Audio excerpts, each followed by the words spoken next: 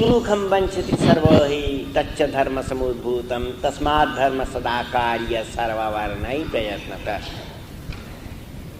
क्या जी, हिंदी में ना संस्कृत में?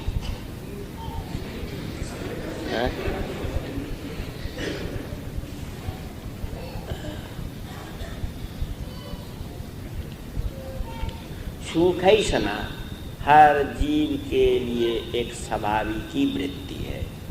हर जीव सुख चाहते हैं और हर जीव दुख से दूर रहना चाहते हैं। इस जगत में सुख के प्रयास में जीव लगे हुए हैं और इन जीवों में सबसे उन्नत, सबसे बुद्धिमान जीव है मनुष्य। और जीवों से मनुष्य का मूलगत पार्थक्य यही है कि मनुष्य जीव है मगर जानवर नहीं है।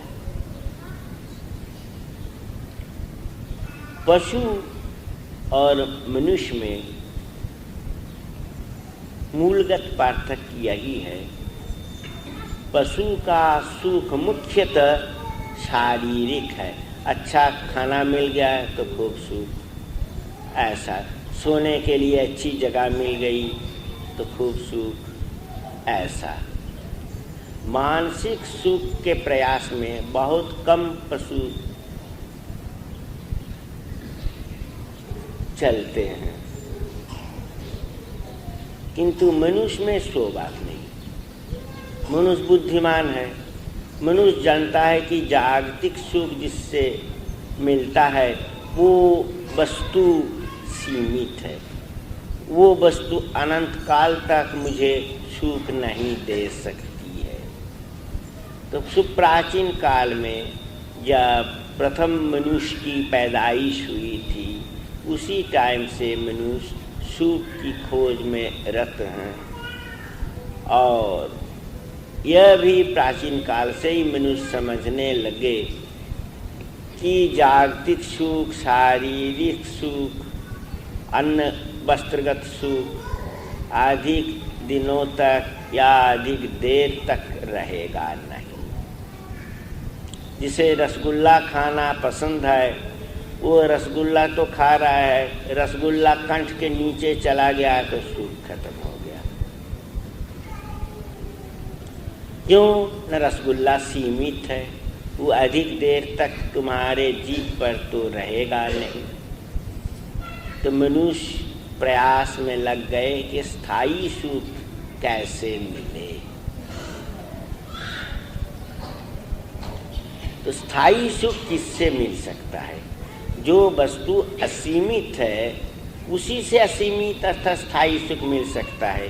जो सीमित है वो कैसे स्थायी सुख दे सकता है? वो आज है कल नहीं रहेगा। जो आगच्छति स गच्छति, जो आया है वो जाएगा। हर सीमित वस्तु आती है और जाती भी है। जो असीमित वस्तु है उसका व्यवहार तुम जब करते हो, उसके संस्पर्श में तुम जब आते हो तो तुम सीमित होने पर भी वो तो असीमित है, इसलिए तुम्हारा सुख भोग चलता ही रहता है।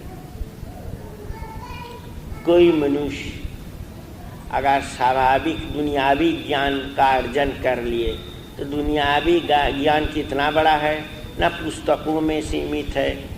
दुनिया में जितनी पुस्तकें हैं हो सकता है उन सबों की संख्या करोड़ों हैं, मगर वो भी सीमित। 1 करोड़ हो चाहे 20 करोड़ हो चाहे 100 करोड़ हो, मगर उसका अंत है। किंतु जो ब्रह्म विज्ञान है, जो ब्रह्म विद्या है, शास्त्र में इसी को विज्ञान कहते हैं। ब्रह्म विद्या को शास्त्र में विज्ञान कहते हैं। वी माइनस ज्ञान प्लस अनट, वी पूर्वक ज्ञान धातु अनट, विज्ञान। विज्ञान माने ब्रह्म विद्या, पराविद्या, और जिससे मनुष्य दुनियावी बातों को जानते हैं, समझते हैं, जिसको साइंस कहते हैं, उसके लिए संस्कृत शब्द है अविद्या। विज्ञान नहीं, अविद्या। तो अनंत वस्तु को मनुष्य जब तक नहीं पाते हैं तब तक स्थायी सुख नहीं मिल सकता है। सुखम वंचति सर्वहि तच्च धर्म समुद्भूतम, यही जो सुख की खोज, इसी से ही मनुष्य धर्म का आविष्कार किया। मनुष्य अपनी बुद्धि की बदौलत समझ लिए कि सीमित चीज़ की ओर दौड़ना बुद्धिमानी है, बुद्धिमान का काम नहीं है। असीमित चीज़ की ओर हमें चलना है, और ये जो चलना, इसी का नाम है धर्म साधना। ये धर्म हो चाहे बच्चे हो, क्यों? जो आज बच्चे हैं उनके जीवन में बुढ़ापा अवश्य आएगा, इस तरह की कोई बात नहीं है। हो सकता है 20-25 साल उम्र में मर जाए, खुदा ना खास्ता अगर वो 20-25 साल उम्र में मर गए तो अगर वो बुढ़ापे के लिए धर्म साधना को रख देते तो इस जीवन में तो उनसे धर्म साधना नहीं होती। इसलिए धर्म साधना एक ऐसी चीज़ है जिसमें उम्र का कोई विचार नहीं है।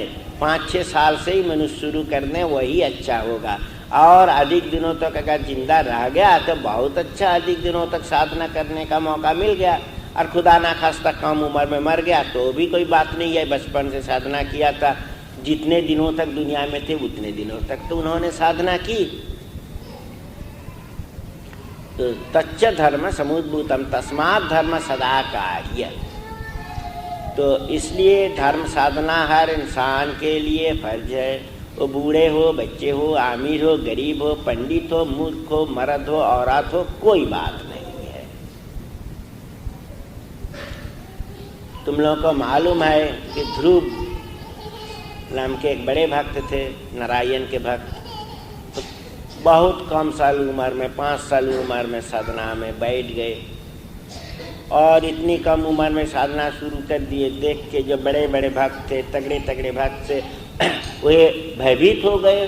उनमें हड़कंप शुरू हो गया कि ये छोटा भक्त हम लोगों से आगे बढ़ जाएगा, क्योंकि ये कम उम्र से साधना शुरू किया, ये जब बड़े बुजुर्ग बन जाएंगे तो साधना में बहुत आगे बढ़ जाएंगे। तो नारायण क्या किए, नारद से कहे देखो तो नारद, उसको तुम टेस्ट करके देखो तो किस तरह का भक्त है। तो नारद जी पहुंच गए तो बोले अरे तू बच्चा है, तू साधना क्यों करता है, अभी बड़े बुजुर्ग बनो तब साधना करोगे। तो बच्चा ने कहा यही बात, जे बड़ा तो सब कोई नहीं भी बन सकता है, कम ही उम्र में तो देहांत हो सकता है, इसलिए कब हम बड़े बनेंगे उसके इंतज़ार में क्यों रहेंगे जी, वो तो बुद्धिमान का काम नहीं होगा। और दूसरी बात क्या है ना, ये जो मनुष्य का शरीर, जो शरीर हमें मिला है, ये भी तक दुर्लभ वस्तु है। इस दुनिया में कितने जानवर हैं, कीड़े मकोड़े हैं, कीट पतंग हैं, ये भी परमात्मा की अभिव्यक्ति है। मगर इनमें यही असुविधा है कि इनमें बुद्धि कम रहने के कारण साधना की आवश्यकता ये महसूस नहीं कर सकते हैं। किंतु हमको तो मनुष्य का शरीर मिल गया, हम इसकी आवश्यकता भी महसूस करते हैं, तो हम टाइम बर्बाद क्यों करें। तो नारद जी आपका जो कहना है वो कहना ठीक नहीं है। आप बड़े बुजुर्ग आदमी हैं, आप हमको मिसगाइड क्यों कर रहे हैं, ऐसा नहीं करना चाहिए। उन्होंने कहा कि कौमार आचरित प्राज्ञ धर्मान भागवतानि दुर्लभं मानुषं जन्म तदप्याध्रुवमर्थदम्। इस दुनिया में कितने जीव जंतु हैं और इनमें मनुष्य का शरीर जो है ये दुर्लभ है, आसानी से नहीं मिलता है।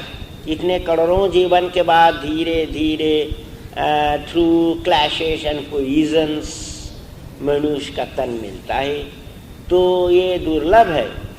और ये दुर्लभ मनुष्य का तन में और भी अधिक दुर्लभ है वो तन जो तन साधना के द्वारा पवित्र हो चुका है। साधना के द्वारा जिस तन को परमात्मा आत्म साक्षात्कार हो गया है, तो दुर्लभं मानुषं जन्म तदप्याध्रुवम् अर्थदम्। तो मनुष्य का जीवन तो दुर्लभ है, और अर्थशील मनुष्य का जीवन अर्थात अर्थपूर्ण मनुष्य का जीवन, मूल्यवान मनुष्य का जीवन और भी दुर्लभ है। इसलिए हे नारद, जितनी कम उम्र में मनुष्य कर सके उतनी कम उम्र से साधना मार्ग में आ जाना चाहिए। समय नष्ट नहीं करना चाहिए। समय नष्ट करना बुद्धिमान का काम नहीं है। दुर्लभं मानुषं जन्म तदप्य आध्रुवम अर्थदम। तो इसलिए कहा गया है कि सुखम वंचति सर्वैः तच्च धर्म समुद्भूतम तस्मात् धर्म सदा कार्य सर्ववारणै प्रयत्नतः। सर्ववारणै अर्थात जो इंटेलेक्चुअल है, बुद्धिमान है, काफ़ी पढ़े लिखे हैं, वो तो खुद महसूस करते हैं कि अभी से, आज ही से, इस मुहूर्त से धर्म साधना शुरू कर देना चाहिए। और जो आदमी अधिक इंटेलेक्चुअल नहीं है, अधिक पढ़े लिखे नहीं हैं, कम पढ़े लिखे हैं, उनके लिए भी क्या न, वो अगर मान लो वीरशूर हैं, अर्थात क्षत्रिय हैं, वो स्वभाव के हैं, क्षत्रिय वर्ण के हैं, अर्थात रक्त वर्ण के हैं, तो उनके लिए भी चाहिए कि इसी मुहूर्त से धर्म साधना करना। क्यों न, मनुष्य की जो शक्ति है, मनुष्य की जो हिम्मत है, उसको भी एक विशेष पॉइंट में आके रुक जाना पड़ता है, एक विशेष बिंदु में आके उसका भी खात्मा हो जाता है। इसलिए जो इंटेलेक्चुअल नहीं है मगर वीरशूर हैं, उनके लिए भी धार्मिक साधना फर्ज है।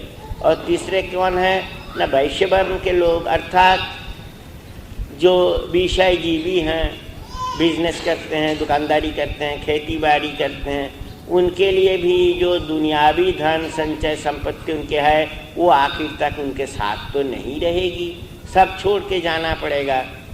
तो उनको भी समझ लेना चाहिए कि दुनियावी दौलत जो मेरे पास आई है, जब आखिर तक हमारे पास नहीं रहते हैं और आखिर तक साथ रहते हैं, एक कौन न, एक ये वह सुहृद धर्मा निधनप्यनुजाति चा। मनुष्य का एक ही सुहृद है, वो है धर्म, जो निधन के बाद भी, मौत के बाद भी साथ रहते हैं। तो उसको हम साथ लें, और उसको साथ लेने के लिए चाहिए क्या न, जागतिक कर्म के साथ धर्म साधना भी करनी चाहिए। और रह गए कौन ना, श्रमजीवी, शूद्र वर्ण श्रमजीवी, वो शरीर से मेहनत करके वो जिंदगी बिताते हैं। तो उनको भी याद रखनी चाहिए कि ये जो शरीर, ये शरीर मिला है परमात्मा की बदौलत। ये शरीर जब चला जाएगा तो और शरीर मिलेगा, उसके बाद मनुष्य का शरीर मिलेगा। इसकी कोई निश्चितता नहीं है, हो सकता है कुत्ता, बकरा, बैल, क्या न क्या बन जाए। तो ताकि उस प्रकार के जीवन में दोबारा जाना नहीं पड़े, इसलिए उनके लिए भी यह फर्ज है कि परम पुरुष की भावना लें, परम पुरुष की साधना करें, परम पुरुष के ध्यान करें। इसलिए कहा गया है कि तस्मात् धर्म सदा कार्य सर्ववारणै प्रयत्नतः। जो कि जिस पहलू के, जिस स्तर के क्यों ना हो, हर इंसान के लिए, जिन्हें इंसान का शरीर मिला है, उनके लिए प्रत्यह धर्म साधना करना अनिवार्य है।